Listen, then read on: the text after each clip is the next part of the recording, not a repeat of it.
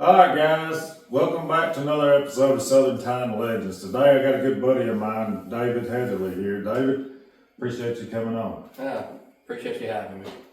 Oh, some of y'all that don't know, me and David's been friends for quite a few years now. Kind of a back history. We used to fish like a little local, I guess it's a little local tournament or something. I don't know. I think it was actually called Bankhead Bassmasters, I think. Yeah, it was.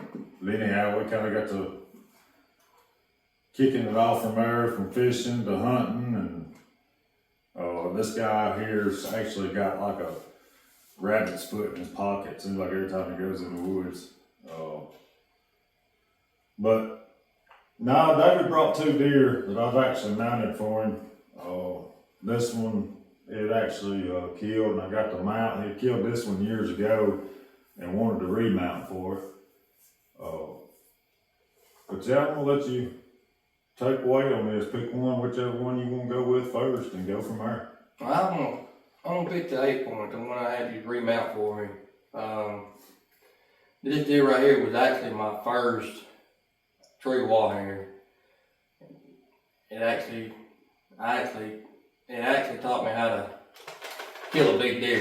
It helped out after worked for so many years and had no problem killing 2.5 and small basket racks like we all do when we're younger. But really wanted to start hunting trophies, and this was the first one that I was able to take out. And the old mount, it was looking pretty rough. Of course, it was 27 years ago. I killed this deer December 14th of 1996, so it's been a little while. I think I was 6 years old. I think you were still in diapers, probably was. But now it's I know I love rubs and hunting rubs, and I really think back then I was fascinated with them, and I actually went after this deer a lot. I mean, I hunted that area within 50, 70 yards about 8 times. Did not see a deer on this hunt right here, and this deer taught me you may be in the right place, but you're picking the wrong time to be there. And once I realized you can figure out the time you need to be there and not burn out a spot, I'm surprised I didn't burn out this spot. I think I had a little help from my brother, because that day, I was actually a freshman in college, and I had off for Christmas break, come back home from Christmas break, had shoulder surgery scheduled for December 19th, so I was pushing, trying to get a deer down in a short amount of time. I was hunting the rub line, and I got what you have right there, the description of the area. You got a long ridge, and it drops off where I'm at, and it's just nasty. And it's wide open when it drops off, and then it gets real nasty, a lot of ridges, what people call thermal hub today. But I positioned myself where actually the direction I was looking, I'm on a bluff, but I knew my wind would get drug off in this ravine, and the deer was working the top side, which is above me, coming through scent checking where all the rubs and the scrapes were. But I actually didn't kill this deer. I had my brother say it, because my brother, he went up to the top ridge, and he actually bumped 3 deer off. He didn't know what they were, but by me sitting on them rub lines, them deer, we knew how the rub line went, and when he jumped in the deer, they hit that rub line. And it was actually 3 bucks, and thanks be to the Lord, of course I was a lot younger and stupid, but thanks be to the Lord, my gun jammed on me, because I had a small buck leading the pack, come running around following the rub line, and he was the second in line. And shot him on a trot, wasn't about a 40-yard shot. And I guess I blinked when I pulled the trigger, because when I looked up, it was a little buck and a big buck running off the bluff gap to my right. And I saw that, I pulled up, had him in the crosshair, pulled the trigger, and gun jammed. Thanks good Lord I didn't have to call the green fence, game warden. But, and then, of course, I'm getting my gun jammed, watching him run out of my life, thinking I missed. I heard the motion. I look up there, and he gets up, and I put another shot in him. If they moving, I'm shooting. You know that if you've been hunting with me long enough. And that's the story. My brother bumped them to me, they ran the red line out to me. So, hunting pressure. So, your hunting style then, was it kind of like now, like how you like to sit on the ground and everything? Was you on the ground? Yeah, I was on the ground. It's hard. I've been trying to learn how to use that saddle, and I've been in it. I've been hunting in it. Really like to go to one step, but went to the mobile hunt show with Jamie and our other buddy, Cowboy, and they was sold out of the ropes and stuff. So I told myself I was going to order it when I got back in stock, and I had it. I was soon to be on the ground. Well, you've had a lot of success doing it. I don't know why. I mean, if it ain't broke, don't fix it, I guess. I can't, me personally, I've tried it, and there is a few places where you know some of them that I may try to do the ground stuff, but I don't know. It's a confidence thing for me, I guess. Well, you get busted a lot, especially like I've been bow hunting twice. I think this year so far. And I had a group of does coming on me. I was gonna shoot one of them, and it's too many eyeballs when you're 20 yards from 6 doe. I made the slightest movement, and I was picked off pretty quick. So was this wasn't your first buck? No. I probably had about a dozen or two. A dozen and a half under my belt. I did have, my first buck was You Wouldn't Rain. It was in December of 1988. I wouldn't even thought of it. No, you wouldn't even thought of it. But I killed that first 8-point little basket rack with my father, and I had it mounted. And then when I was 16 years old, I killed the first basket 8-point by myself and had it mounted. I only had 2 80-inch deer mounted before this one. I killed a lot of it. Back then, if it was a buck, my dad taught us, if it's a buck, you try to bring one out. So I think it helps. But this is actually what led you in to start hunting bigger deer. I think you said you had this and officially scored. Yeah, this is, for a long time there, I had my big one officially scored last year, but this is the only one I've ever had officially scored, and he actually scored 132 and 5/8.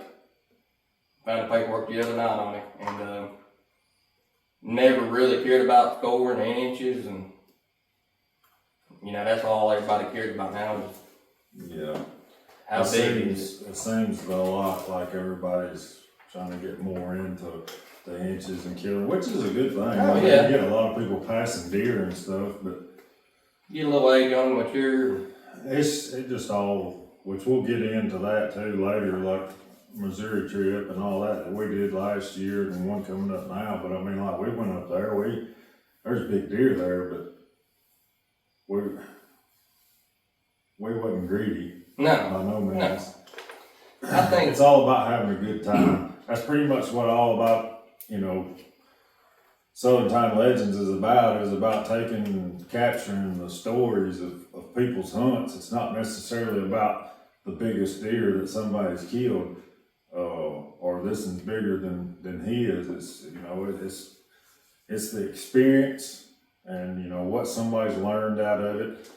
Sitting here listening to somebody's story and you acknowledging it, if that's your thing to do, you may learn more from listening to David or previous guys that's going to be on, or people in the future. You never know. But yeah. So what about this one here? I almost didn't mount that deer. You was crazy if you wasn't going to. Yeah, you and Jamie pretty much taught me into that. As you can tell, he has the frame of a 130. He's not, and that's the thing. It's not all about inches, guys. If you're tickled, and by all means, if you're learning, gee. But this deer right here, I kind of kicked myself in the rear end for it because I jumped into this place and I've been wanting to kill a good one with my muzzleloader. I jumped in there with a muzzleloader and first hunt, it was an afternoon hunt. It's not even actually a deer I was hunting. I had a big 8 come out on me. And it wasn't a bad shot, but I guess it was about, I guess as close as that big 8 got to me, about 80, 90 yards. But I was like, man, I just don't want to shoot with muzzleloader. Confidence level, not having a gun long and shooting it, just didn't do it. But the drive of killing one with the muzzy, really wanted to. So I hunted that area 3 days, I think out of 4. I skipped a day in between the 3-day hunts. And I saw that big 8 twice. And after that 3rd time hunting and seeing him the 2nd time and not getting the shot, not having confidence in shooting, so what am I doing? I'm trying to shoot a deer with my muzzleloader just to have a little notch in my barrel or something. I don't know. I'm stupid. So the next day, I'm like, man, I grabbed the 270 and I was like, look, I'm killing this deer. That's what's fun about it. Yeah, watching them and getting to enjoy deer. I can do that on little deer, but not that 8-point same frame. But of course, he had 8 points. The only thing different. Yeah, but I mean, as a 7-point, this thing is a stud. Dudley. Yeah, I mean, he is in. That instead of ground shrinkage, I think you got ground growth or something. Yeah, I did. Mean, he had to get bigger when you got there. I was shocked, honestly. I was like, yeah, I thought I had my big 6 because when I walked up on him, that 3-point side was showing. I was like, man, I finally got my big 6. Now, no disappointment, it ended up with 7, but it's still. And before Alabama around here, you can't beat that deer. In several states, you probably can't beat that deer, but I jumped in there that final day though, and I went in all day. I've been hunting afternoon hunts because I knew the routine. I was afraid I was going to push them off going in the morning because of timers. And I just went in super early. So it was an early morning, sit there, enjoy the stars and the view and everything. And sun finally came up, and I think I sent a doe in a yearling. It was right after daybreak. And the rest of the day was a drag. I wanted to leave, but after seeing a good deer like that 2 days out of 3, I'm like, it's usually going to happen in the afternoon. And it did. I guess it seemed like 2 days of hunting, staying there all day, which we've done it, but it was just a slow day. Warmed up a little bit more, didn't think it was going to be right. And I guess it was about 4 o'clock, I sent a doe, and I'm actually in a tree stand at the moment, in a fixed tree stand, a preset tree stand. And I sent a doe come out, so I look up, I grab the gun, and I zoom up, I see the doe, and I'm like, oh, at least I got some action coming in the field. And all of a sudden, she ran in a circle. And when she ran in a circle, he ran in a circle, and I saw them long G2s, and the shakes got a hold of me, and they disappeared. Saw another buck, non-shooter, another buck, but they went to my left, and I knew if I stayed with that preset stand, I wasn't going to have another shot. So I knew I had to get over this little hill. And so I came down out of the stand as quick as I could. And of course, last year was dry as this year. I mean, you sound like a bulldozer going through the woods. So it was 1-2 steps, trying my best to sound like a squirrel, not a human. And I finally pick up the small deer, and they're dogging that doe. They're running circles, and I'm like, where's the big one? I'm sitting there, and then all of a sudden I got lucky and seen him. He was just frozen, sitting there watching, letting the little deer wear her out, I guess. And I pulled up and made kind of a bad shot on it, but so I let it lay overnight and went back the next morning, and of course it didn't go 20 yards from where I first shot it, so I think that was the right decision. I wasn't sure about my shot and just snuck out. It was a cold night, and deer was fine the next day, no coyotes or anything got a hold of it. I brought it out. That's the story of mine. Good deal. I appreciate you letting me mount them.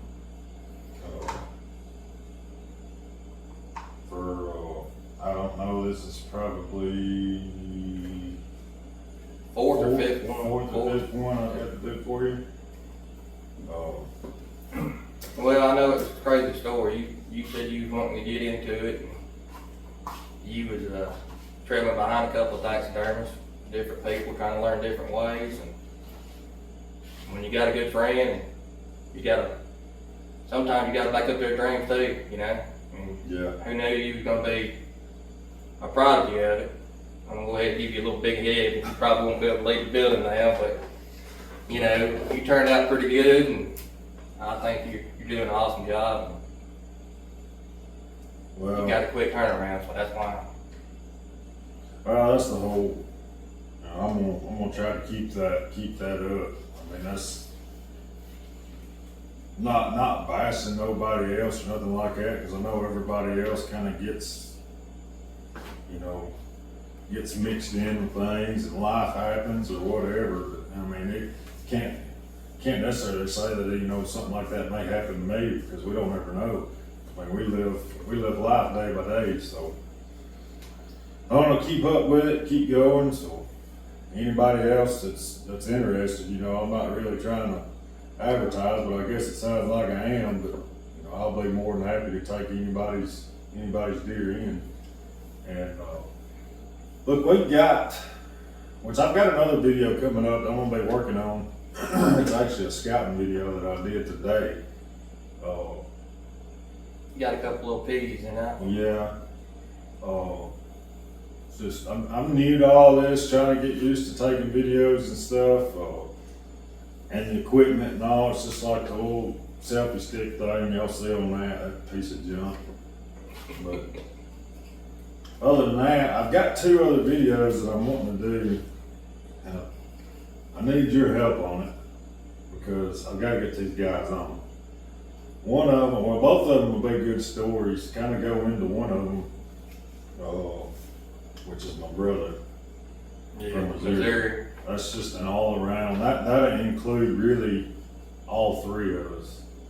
Yeah, well, I would think it contains all 3 of us in it, because the deer that my brother killed, I missed.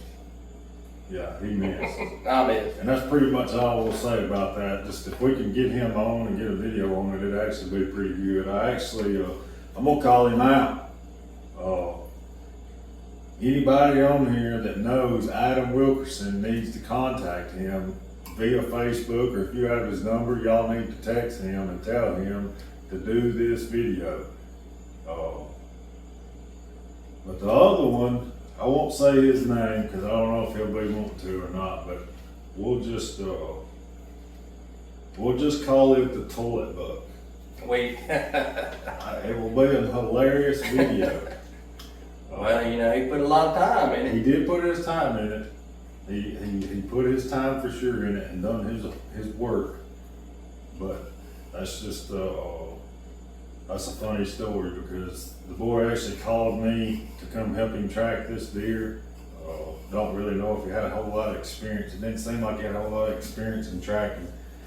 His biggest buck to date, not to mention it was with a crossbow, so that was a big accomplishment for him.